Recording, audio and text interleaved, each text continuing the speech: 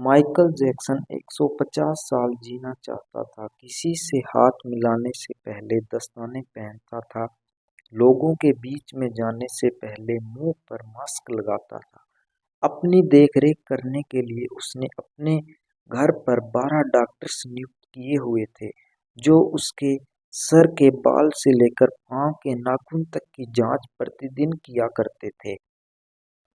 उसका खाना लेबोरेटरी में चेक होने के बाद उसे खिलाया जाता था। स्वयं को व्यायाम करवाने के लिए उसने 15 लोगों को रखा हुआ था। माइकल जैक्सन अश्वेत था। उसने 1987 में प्लास्टिक सर्जरी करवाकर अपनी त्वचा को गोरा बना लिया था। अपने काले माँ बाप और काले दोस्तों को भी छोड़ दिया।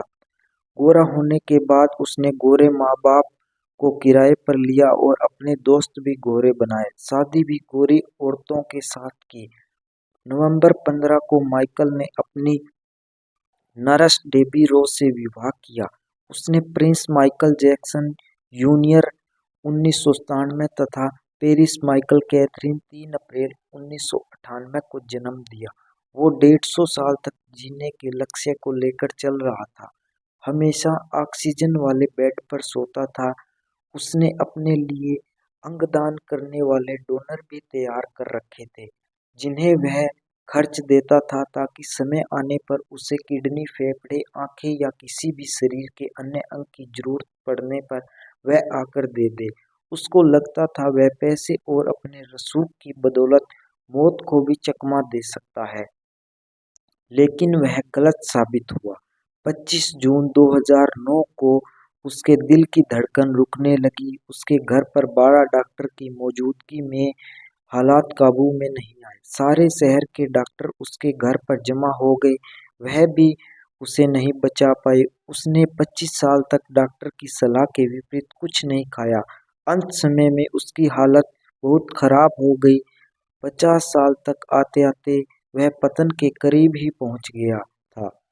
29 अगस्त 1958 को जन्मा, 25 जून 2009 को वह इस दुनिया से चला गया। जिसने अपने लिए 150 साल जीने का इंतजाम कर रखा था, उसका इंतजाम धरा का धरा रह गया। जब उसकी बॉडी का पोस्टमार्टम हुआ तो डॉक्टर्स ने बताया उसका शरीर हड्डियों का ढांचा बन चुका था। उसका शरीर गंजा था।